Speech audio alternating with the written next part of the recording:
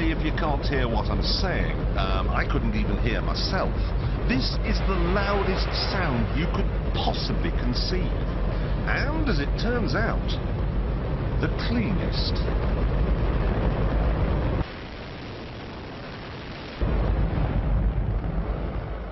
Now, the most amazing thing is that that cloud up there, which was generated by the engine, is just a mixture of hydrogen and oxygen. It's water vapour.